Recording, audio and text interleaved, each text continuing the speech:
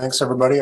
Thanks for joining today. Hope you're all having a good afternoon. If it's anything like, if it is in Lincoln, it's interesting outside, but hopefully you're staying warm inside. I'll just pause for a little bit just so that everybody can get joined up here, and we'll get going in 30 seconds or a minute here, and we'll start up.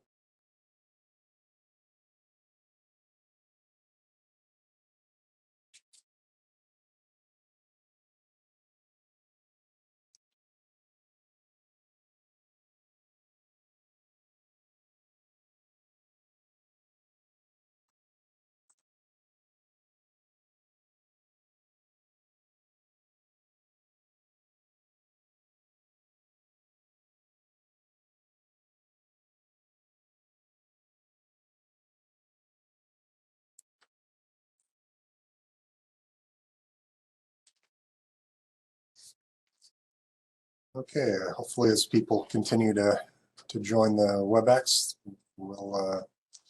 I'll just be able to dive right into what we're talking about. So thank you all again for joining today. I appreciate you all taking the time to attend this webinar. We hope to provide some updates today on some of our BEAD activities, and if you've seen the agenda, provide some kind of an overview of the Department of Treasury Capital Projects Fund grant program that we're administering.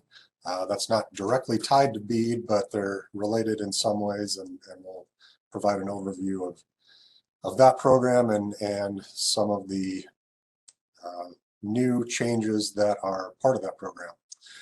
First off, I want to just do a couple of housekeeping notes. This webinar is being recorded, and it will be made available on both the broadband.nebraska.gov website and the Public Service Commission's website.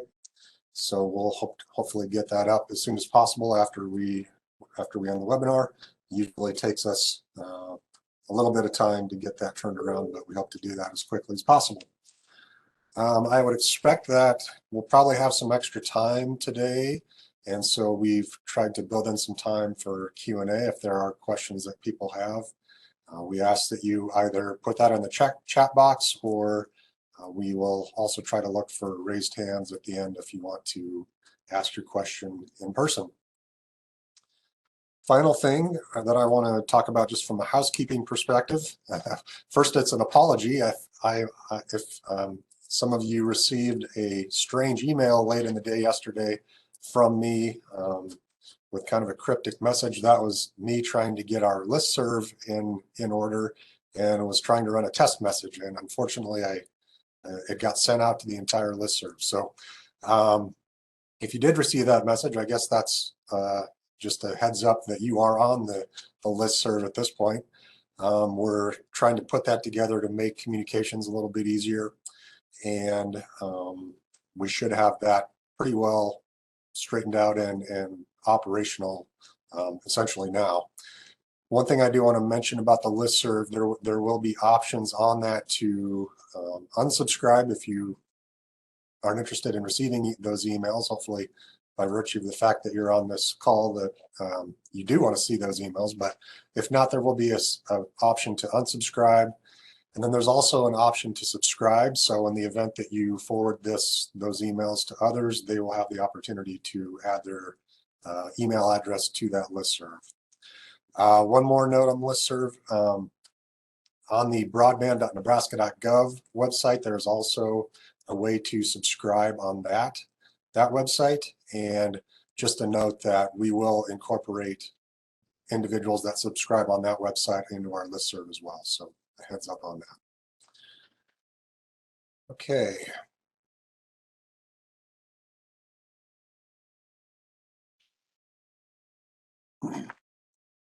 Another just a review of the agenda today. We'll go over some of the future meeting plans here shortly.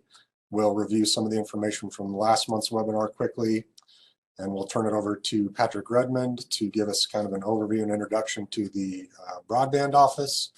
We'll talk about some of the mapping challenge updates and state broadband map, and then Carrie Gans will go through the Capital Projects Fund overview.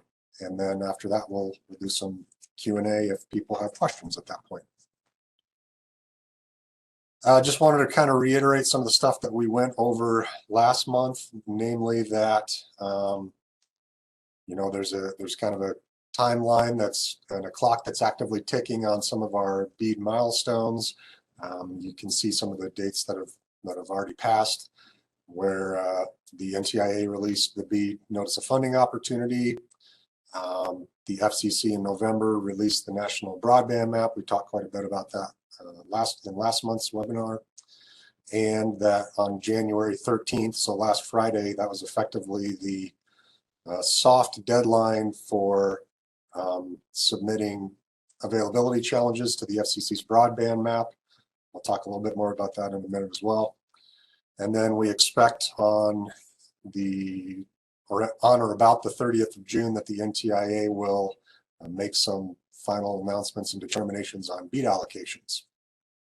And then we expect just a rough timeline, you'll see there on the screen, between 2024 and 2028 is when we implement most of the programs and plans for BEAD in terms of actually administering funding for broadband deployment.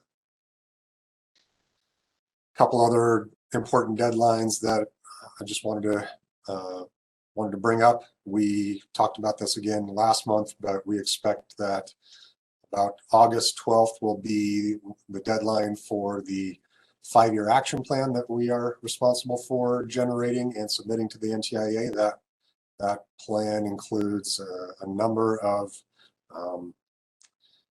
things that we need to address, and that's kind of what the goal of our outreach activities will be in the coming months, is helping to inform various aspects of that plan. And then December, on or about late December, we expect that our initial proposal will be due to the NTIA. That's actually a clock that starts once the NTIA makes notices of funding announcements. And that initial proposal is kind of a more detailed description of how we plan to allocate funding for broadband deployment. A couple other notes there, just that there's after we submit that initial proposal, there is a challenge process that we will undergo that helps make some further determinations on what's eligible and ineligible for funding. So a couple of deadlines there, or dates just to keep in mind. And then on or about February of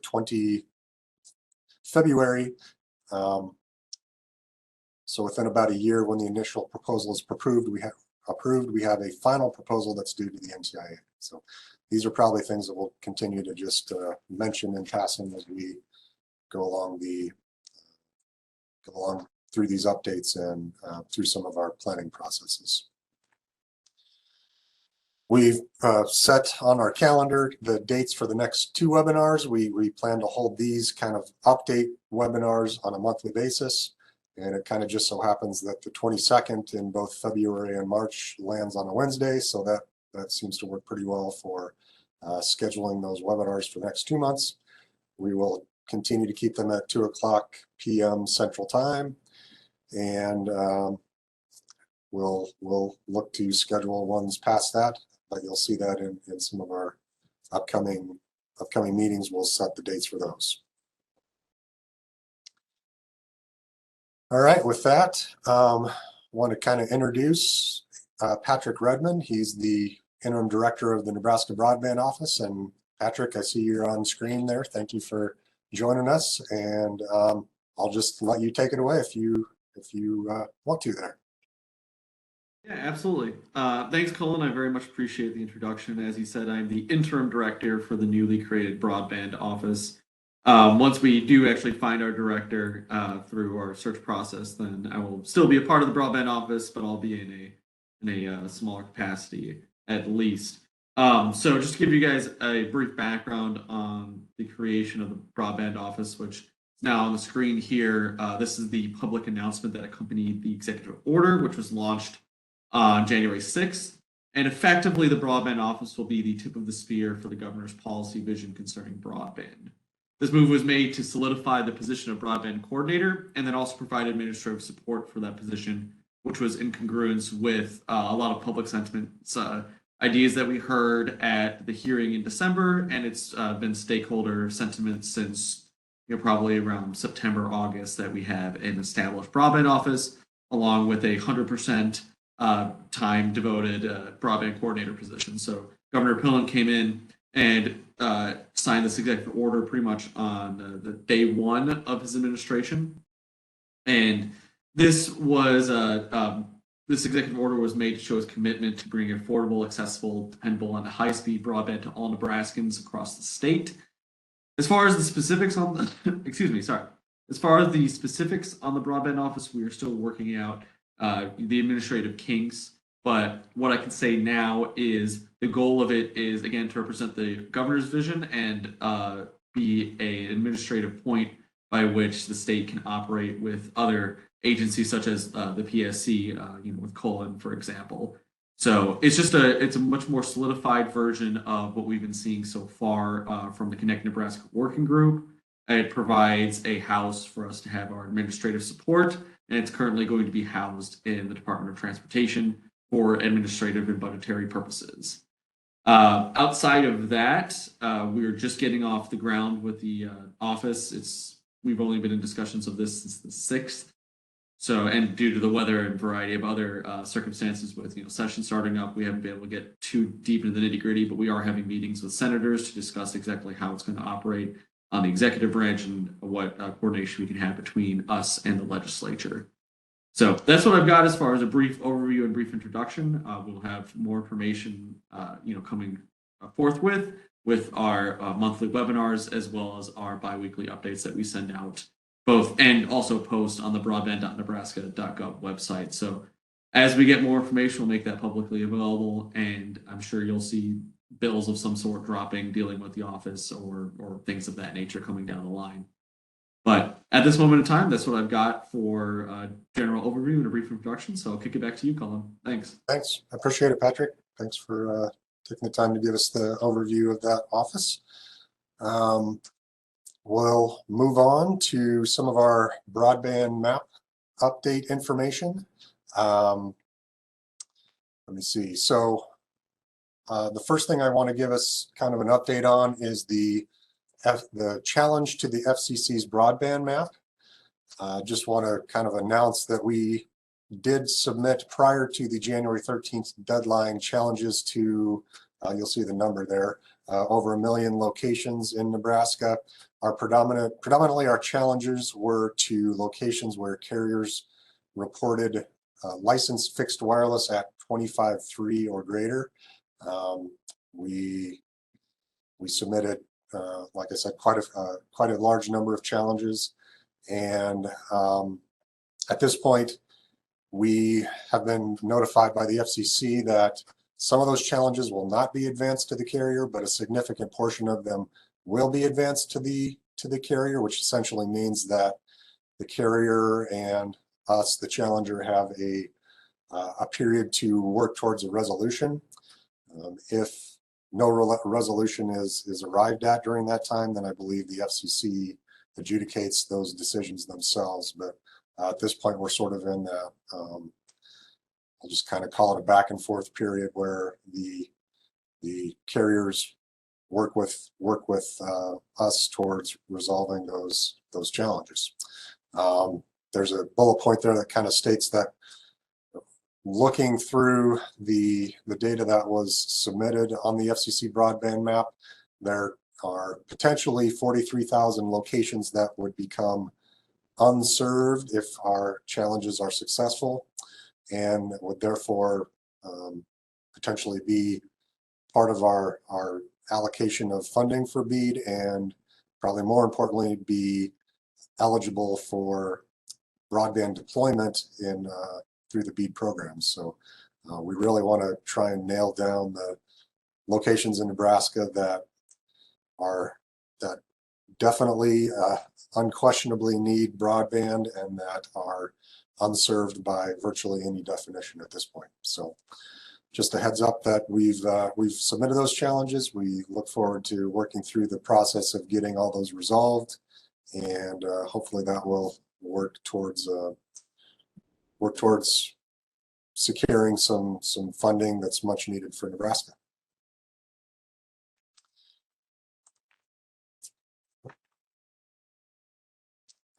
This was in our presentation last month, but just a quick overview, just a quick review of some of the existing mapping resources. The FCC broadband map is kind of in the middle there, but one thing I did want to mention is that individuals are still able to submit challenges to the FCC broadband map, and even availability challenges. It's still possible, maybe even likely, that if availability challenges are submitted at this point, that they could be resolved in time for the NTIA to use that information in their determination of funding for BEAD. The January 13th deadline I referred to before is kind of a soft deadline. That's predominantly because if the maximum time were required to work through all these challenges, January 13th was kind of the deadline for getting challenges submitted, so that entire time could elapse so that the determination could be made. But in the event that the challenges are a little more easy to adjudicate and take less than the full length of time envisioned by the FCC, then there's still opportunities for challenges of availability to be made. The other resources listed there are just the broadband website. There's some good mapping information on the broadband.nebraska.gov website, and then the Public Service Commission's two broadband related maps that we make publicly available are listed on there as well. The Nebraska broadband map, which is kind of a real broad overview of all of the broadband activities and PSC activities related to NUSF and broadband, that you can kind of see a summary of all that information on that broadband map. And then the bridge map is really Nebraska Broadband Bridge Grant Program specific, where you can really drill down into the first 2 years of the Nebraska Broadband Bridge Program. So with that, I will turn it over to Carrie Gans. She's the Assistant Director of Telecom and NUSF here with the Public Service Commission, and she's going to give an overview of the Capital Projects Fund as we are working to administer that. Go ahead, Carrie. Thank you, Colin. As Colin mentioned, my name is Carrie Gans. I'm the Assistant Telecommunications Director at the Public Service Commission. In the next several slides, I'll provide kind of a general overview of the Capital Projects Fund broadband grant cycle that was recently launched by the Commission. I will say that I recommend, this is just a general overview, so I recommend if you have more interest in the details of the program to take a look at the CPF1 order, program guide and application, which are all available on our website. The CPF1 order was issued on January 10th, 2023, and those are all now posted on our website for public viewing. So just kind of a quick overview, and we did kind of go over this slide, I think, in the last webinar that we had for Capital Projects Fund. The funding agency for this particular grant program is the U.S. Department of Treasury. It was established by ARPA, and Nebraska was allocated $128.7 million. In LB 1024, that allocation was further separated out by congressional district. So $40 million, or at least $40 million, was allocated to Congressional District 1 for broadband deployment projects, and another at least $40 million of that was allocated to Congressional District 3 for broadband deployment projects, with a slight caveat that the legislative bill indicated that those grant dollars would need to go for eligible projects in cities of the second class and villages. And then no more than $35 million of that amount was allocated to Congressional District 2 to be used for multi-purpose community facilities. For the first two bullets there, District 1 and District 3. In August of 2022, August 30th, we received approval from Treasury, essentially, that for $87.7 million in funding for the broadband deployment portion of that for congressional districts 1 and 3. And so in partnership with the Nebraska Department of Economic Development, the Public Service Commission will work to administer the grant application process for the broadband projects with funds allocated to those two districts through a modified version of the Nebraska Broadband Bridge program. So, and this is just a quick map of the Nebraska congressional districts, just so you kind of can see where the funding's going. District 1 is shown there in light blue. District 2 is the white section, and then District 3 is that orange section of the state. So, all right. So, just kind of this is all still relevant from previous Nebraska Broadband Bridge grant cycles. So a lot of this may look familiar to a lot of you if you're familiar with the Broadband Bridge program. The program requires a minimum 100 megabits per second speeds for any projects that are applied for grant funding through this program. And grant recipients that are awarded grant dollars through this program, they must meet speed testing requirements post-deployment to show that they've met the required speeds. The program does prioritize unserved over underserved project areas, and basically what that means is that we'll essentially put them into tiers. Sections. So the first tier is going to be, or the first priority would be, a project in an area that has unserved locations. And unserved means an area or a location that has less than 25.3 megabits per second service availability. And then second priority would be those unserved areas, but that have also been receiving that have received federal support, but that would not be completed within 24 months after a grant application deadline. And then the third tier, the third priority, would be those underserved areas. And those underserved are defined as areas that have less than 120 megabits per second service. So eligible applicants for the program, this is unchanged from previous grant cycles through the Broadband Bridge program, essentially, but eligible applicants would be any internet service provider, including any telecommunications company, cable television company, wireless network provider that can provide broadband internet service. Also, a cooperative, a political subdivision, or a tribal government can apply as an applicant for this program. But any applications coming from a political subdivision or tribal government would need to be made as part of a public-private partnership with a broadband internet service provider. A few other things to note with the Capital Projects Fund, and these are continued again from Broadband Bridge program, but applicants do have to show that they're capable of providing the service. They have to show a demonstrated history. We also score them on financial, technical, and legal capability.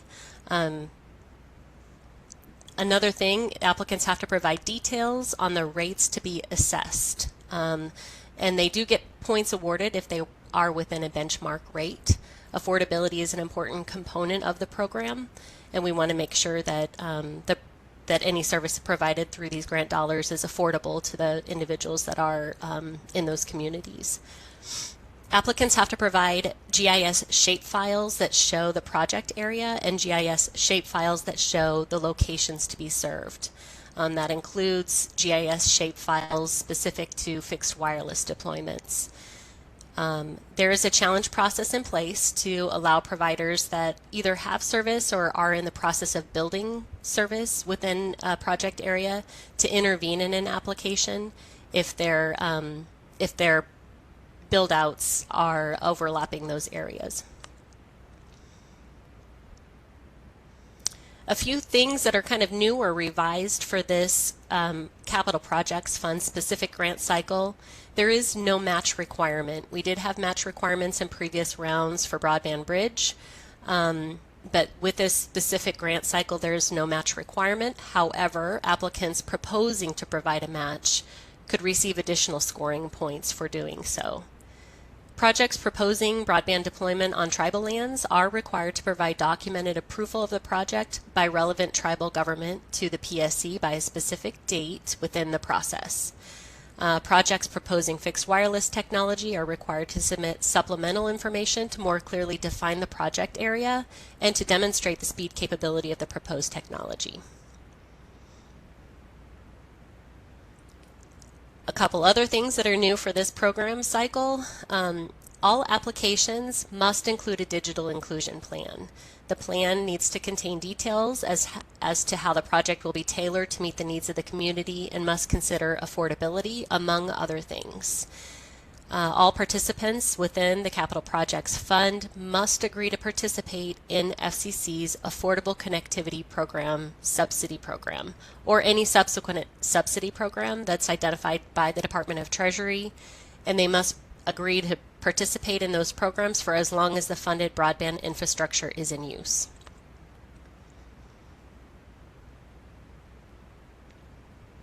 There are some community outreach requirements that are new for this grant cycle. Applicants are required to engage in community outreach, and communities will be asked to provide feedback to the Commission on proposed projects. The Commission may investigate any negative feedback and would look to potentially work with the applicant and community leaders to find possible solutions, and or if an application is receiving negative feedback, that application could receive scoring deductions. It just depends upon the nature of the feedback. There are some added federal compliance requirements post-award. So after the grants are announced, applicants are required to sign and submit a subaward attestation and agreement and a civil rights compliance attestation and agreement. These items include things such as added reporting requirements, drug-free workplace policies, records retention, civil rights compliance. A lot of these are, these are based on federal compliance requirements for the use of federal funding dollars. So just to kind of go over a few key dates, as I mentioned before, the CPF1 order was entered on Tuesday, January 10th.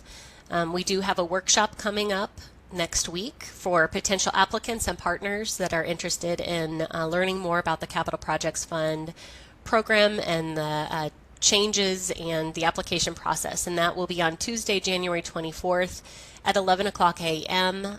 We will be having that as kind of a hybrid meeting. We'll have it in the PSC hearing room, and also that will be available for streaming online for participants. The application window for the Capital Projects Fund grant cycle, that window opens on Thursday, February 9th. The application is on our website currently, but that's when we'll begin to start accepting applications. Applications are due by Friday, February 24th, 2023. We expect after a review process, there's a number of other dates built into this. This is just, again, just a few key dates, but there's a challenge process and a number of other dates kind of built in there, but grant awards are expected to be announced in June of 2023. All right. And for more information, there's some contact information up there. Patrick Redmond was on earlier in the call, so there's his contact information there. Ann Byers is our digital equity manager for, she's with NITC, OCIO, and she's doing the digital equity piece of the NTIA grant. Colin Robbins is Director of Communications at the Public Service Commission. His contact information is there, and my contact information is there as well. So I'll go ahead and turn it back to Colin. Appreciate it. Thank you. Just One more thing I wanted to mention really quick before we kind of turn it over to anybody that has questions. I kind of skipped over one thing earlier, and that was a personnel updates. I did want to kind of let people know that we did identify an outreach coordinator, so we believe that person will be in place in early February. So we're looking forward to having that position filled, and there are still open job positions right now. So if there are people that have an interest or want to spread the word about those positions, you should be able to find those on the state's job website, and you can probably find links to those on our Nebraska Public Service Commission website as well. So with that, that covers the agenda or items that we wanted to discuss, but we're certainly open to questions that anybody might have on anything BEAD related. So as we mentioned before, either please put something in the chat box, or do the hand raise function on the WebEx, and we will turn it over to you. And I'm seeing one question come in on capital projects funds and the services required to be provided. And the question is, just for clarification, ISPs are required to provide 100 by 100 services for capital projects funds. That's the question. And to clarify, yes, that is correct. 100 by 100 megabits per second is the speed requirement for projects approved through the capital projects funds.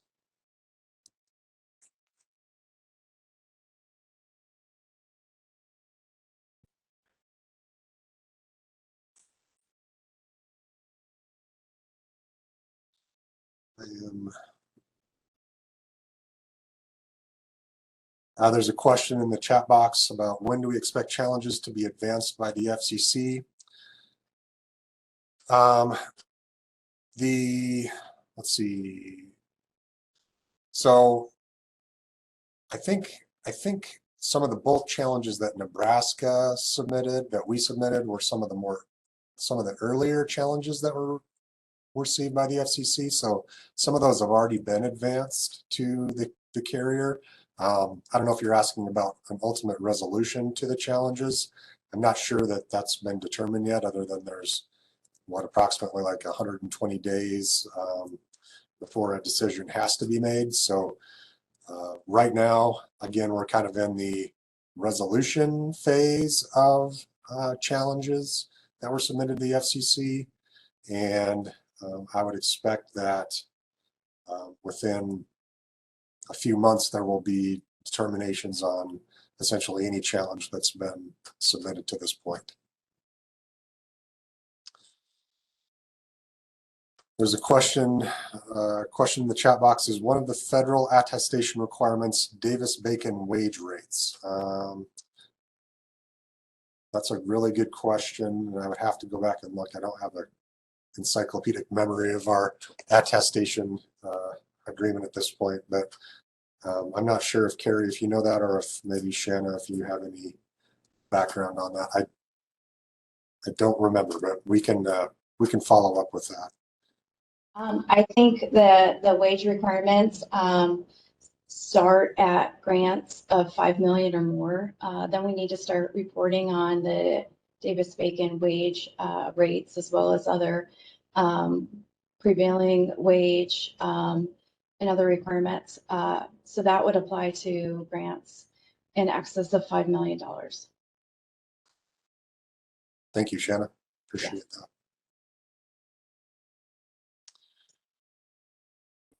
There's a question, received a question about whether there are any updates on the, so maybe just a background. There's a question about an update on the 100-person limit for definition of a village. And that's a very good question. That was something that was brought to our attention. So just a little background for the purposes of capital projects funds, we mentioned in our order that we pulled the definition for villages from state statute, which mentioned population between, I think it was 100 and 5,000. It was later brought to our attention that the definition of villages in Nebraska may be slightly broader than that. So we are working to provide some clarification on what we consider villages for the purposes of capital projects funds. So appreciate that question, and I think we'll have some guidance, further guidance on that for capital projects funds applicants soon. There's a question about, will Nebraska tribes be required to go through the same application process? One thing Carrie did mention is that tribes have to identify a carrier partner in order to submit an application for, and I assume the question is with respect to capital projects funds, but essentially the answer to the question about the application process is it will be the same as every other applicant, except that if you're part of a partnership, then there are there's some information that has to be submitted to kind of show us that the partnership does exist. So it is essentially the same process, though.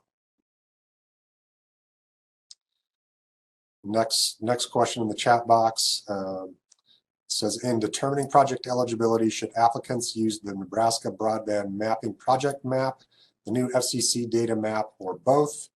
If an area shows as unserved on one map and served on the other, should the area be considered served? So it's essentially a question about what, I'll interpret the question as asking how we're making determinations for what areas are unserved and underserved for the purposes of grants, for example. The short answer is we provide the information on our Nebraska broadband map as a very general guideline. We will rely on other sources of data to confirm whether an area truly is unserved or underserved.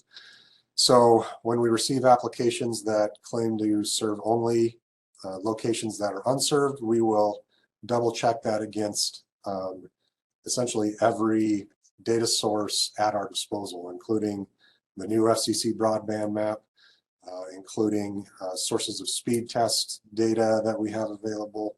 And we're basically checking to see if, for example, if there's a speed test that someone has run within the project area that's clearly over 25.3 on a service that we can identify, then clearly it doesn't fit into that definition of unserved. So I guess that's just to say that I would rely on the most current data available, which is probably the FCC broadband map, to identify which areas are unserved, but we don't restrict ourselves only to that data source when we're evaluating applications. So just be aware of that.